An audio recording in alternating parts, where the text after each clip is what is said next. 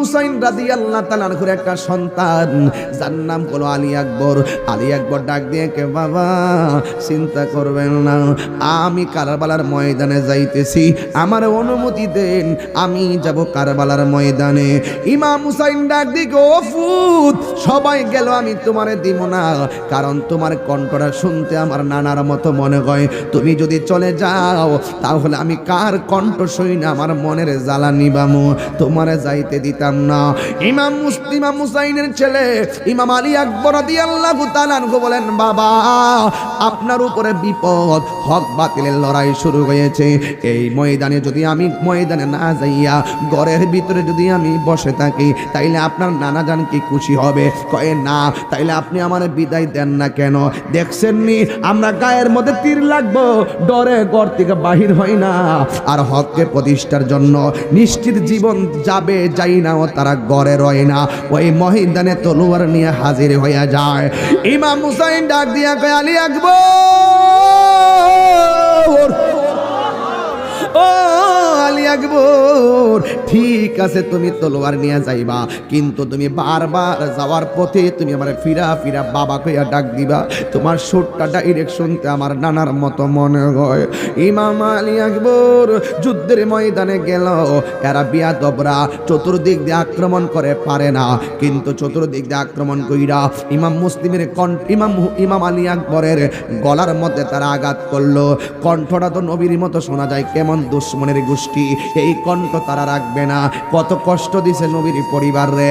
এই গলা দিয়া যখন তলোয়ারটা ঢুকাইয়া দিল, এবার ইমাম হুসাইনের ছেলে ইমাম আলী আকবর তিনি মনে মনে ভাবলেন, আমি না আমার বাবারে বাবা কইয়া ডাক দিলে বাবা শান্তি পায়, আমি শেষবারের মতন আমার বাবারে একটু বাবা কইয়া ডাক দিয়ে আসি।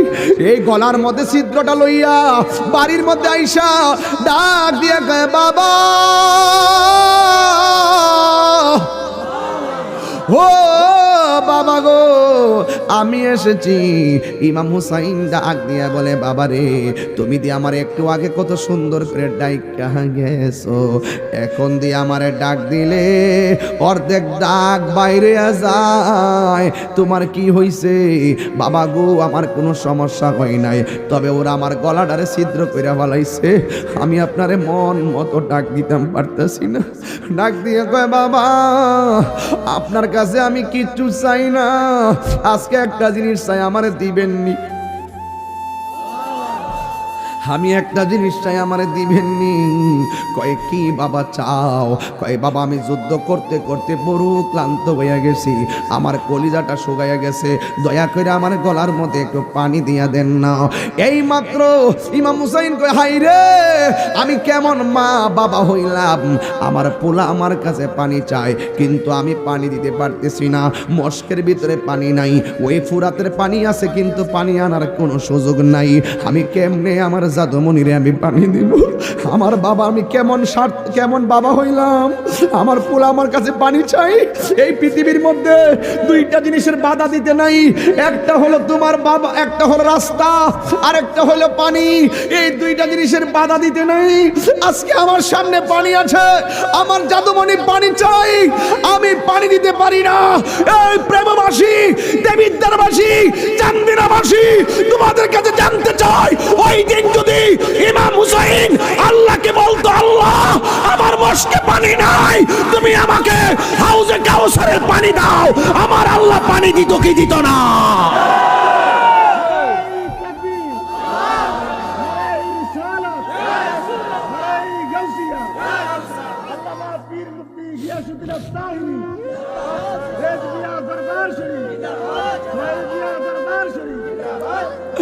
আমার যুবক ভাইরা, গলাটা ছিদ্র, রক্ত পড়তেছে, আরে পানি পান করব, গলা দিয়া তো পানি বাইরিয়া যাইব, কিন্তু পানি নাই।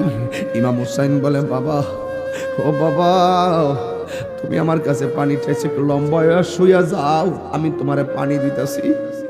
ছেলে মনে করছে মস্কের পানি দিব, ছেলে মনে করছে ফুরাতের পানি ঢাইলা দিব, আশার বাসা বুকে লইয়া এমন ভাবে হা কইরা তাকায়া রইছে।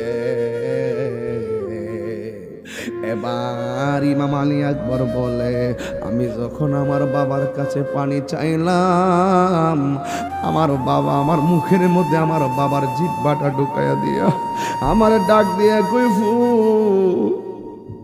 ফুত ফুতরে মস্কের মধ্যে পানি নাই, শুকায় গেছে, ফুরাতে পানি আছে, আনার কোনো সুযোগ নাই, নে আমার জিব্বা থেকে যতটুকু মনে চায় টাইনা টাইনা একটু পানি খাইয়া নে। ইমাম আলী আকবর ডাক দিয়া বলে, বাবা আপনার জিব্বা দিয়ে আমার চাইতে আরো বেশি শুকায়া রইছে, আমার বাবা আছে দীক্ষা না আমি বাবার কাছে পানি চাইছি, আপনার বাবা নাই দীক্ষা বুঝি আপনি পানি চান না, আপনি দিয়ে আমার চাইতে আরো বেশি শুকায়া রইছেন। ও বাবা আমার আর পানি পান করা লাগবো না, আমি কি আমার আল্লাহর শাহাদতের নজরানা আবার জন্য অপেক্ষা করতেছে। এইভাবে আলী আকবর দৌড়াইয়া যুদ্ধের ময়দানে গেল।